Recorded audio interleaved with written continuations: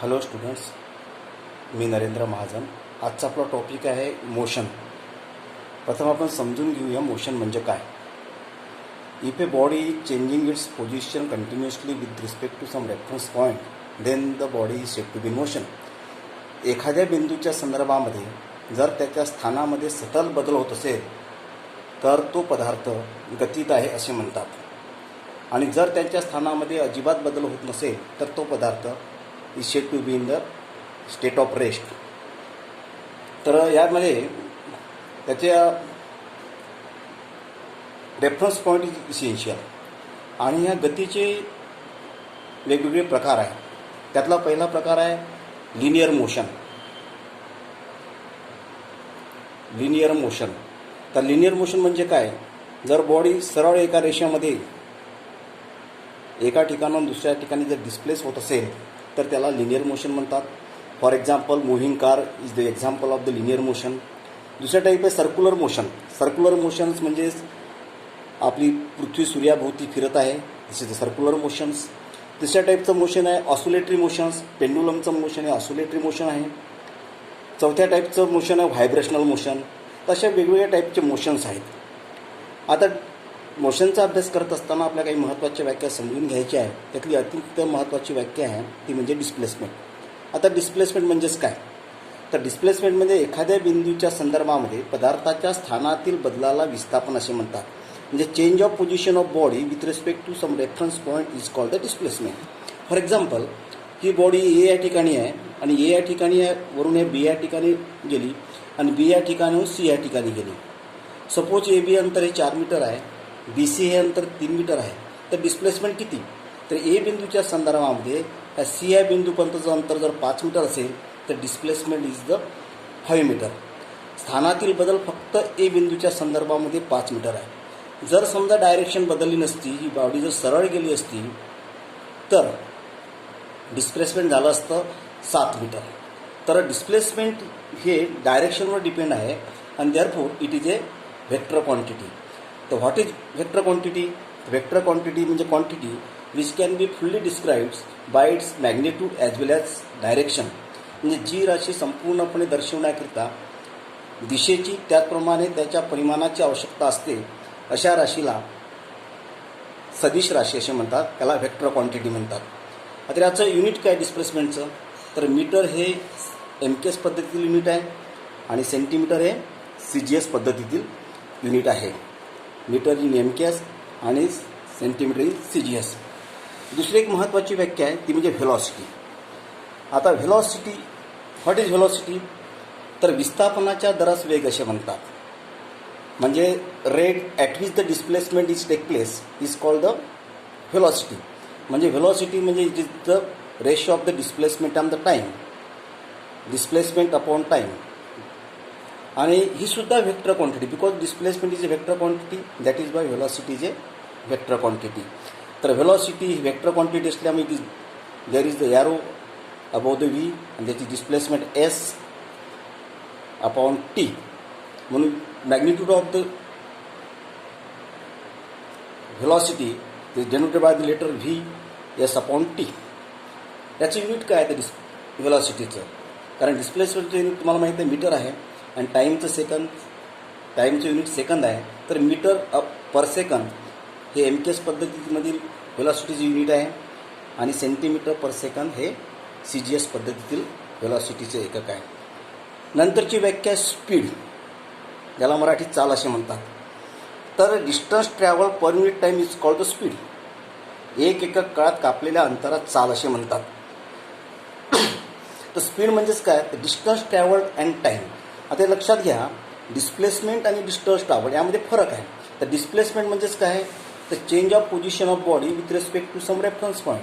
म्हणजे ए बिंदूच्या संदर्भामध्ये पदार्थाच्या स्थानातील बदल आहे. रेफरन्स पॉईंट ए आहे आणि त्याच्या संदर्भात स्थानामध्ये जो बदल आहे तो बदल म्हणजे डिस्प्लेसमेंट. जसे या ठिकाणी A to B, B to C जर समजा एखादी बॉडी मूव्ह होत असेल तर डिस्प्लेसमेंट फक्त 5 मीटर होईल. परंतु डिस्टन्स ट्रॅव्हल किती होईल, A to B, B to C म्हणजे 4 मीटर प्लस 3 मीटर, म्हणजे distance travel is the 7 metre and displacement is the 5 metre.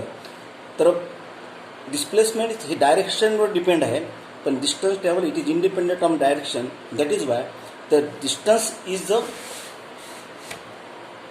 Scalar quantity, आणि म्हणून स्पीडसुद्धा ही स्केलर क्वांटिटी आहे. तर स्पीड म्हणजेच काय आहे, तर डिस्टन्स ट्रॅव्हल्ड अपॉन टाईम.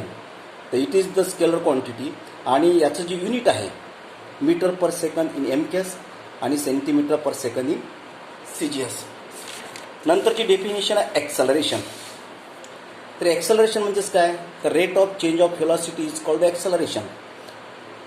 म्हणजेच वेग परिवर्तनाच्या दरास त्वरण असे म्हणतात. वेग परिवर्तनाच्या दरास त्वरण असे म्हणतात. तर त्वरण म्हणजेच वेग परिवर्तन, त्याचा दर म्हणजेच भागेला काळ, म्हणजे acceleration A is equal to V minus U upon T. तर A is equal to V minus U upon T. तर व्हॉट इज U? तर U is a initial velocity, आरंभीचा वेग. V मीन्स फायनल व्हेलॉसिटी, अंतिम वेग. आणि T means time. आणि acceleration a is the acceleration. तर ॲक्सलरेशन सूत्र आहे a is equal to V upon T. ही सुद्धा वेक्टर क्वांटिटी आहे. तर याचे युनिट जे आहे ॲक्सलरेशनचं, तुम्हाला माहीत आहे व्हेलॉसिटीचा परिवर्तन, त्याचं युनिटसुद्धा मीटर पर सेकंद, आणि भागेला पुन्हा सेकंद म्हणजे metre per second square in MKS आणि centimetre per second in CGS. आता ॲक्सलरेशनचे प्रकार पडतात. त्यातला पहिला प्रकार आहे पॉझिटिव्ह ॲक्सलरेशन. Positive acceleration. तर पॉझिटिव्ह ॲक्सलरेशन मीन्स व्हॉट, तर पदार्थाच्या वेगात जर वाढ झाली असेल, म्हणजे वेग परिवर्तनाचा दर म्हणजेच ॲक्सलरेशन, परंतु परिवर्तन हे दोन पद्धतीचं असू शकते. एकतर वेगात वाढ होऊ शकते किंवा वेगात घटसुद्धा होऊ शकते. तर वेग वाढला असता निर्माण होणाऱ्या ॲक्सलरेशनला पॉझिटिव्ह ॲक्सलरेशन म्हणतात. तर positive acceleration A is equal to V minus U upon T. आणि पॉझिटिव्ह ॲक्सलरेशन हे पॉझिटिव्ह राहणार आहे, because V is the greater, U is the smaller, and that is by A is positive. दुसरा ॲक्सलरेशनचा प्रकार आहे negative acceleration. Negative acceleration, and that is also called retardation. Retardation. तर retardation म्हणजेच काय, जर समजा वेगात कमी झाली असेल, वेगामध्ये घट झाली असेल, तर निर्माण होणाऱ्या त्वरणाला त्याला काय म्हणतात, रिटार्डेशन असे म्हणतात. If there the decrease in velocity then acceleration so produce is called the negative acceleration. एक तिसरा प्रकार आहे uniform acceleration. Uniform acceleration. Uniform acceleration म्हणजेच काय, तर प्रत्येक सेकंदाला निर्माण होणारे त्वरण जर सारखेच असतील अशा त्वरणाला युनिफॉर्म ॲक्सलरेशन असे म्हणतात. फॉर एक्झाम्पल, सुरुवातीला त्याचा वेग एखाद्या बॉडीचा 5 मीटर पर सेकंद असेल, तर एका सेकंदामध्ये त्यांचा वेग जर समजा 5 मीटर पर सेकंदवरून 10 मीटर पर सेकंद झाला, दुसऱ्या सेकंदाला त्याचा वेग 15 मीटर पर सेकंद झाला, चौथ्या सेकंदाला त्याचा वेग 20 मीटर पर सेकंद झाला.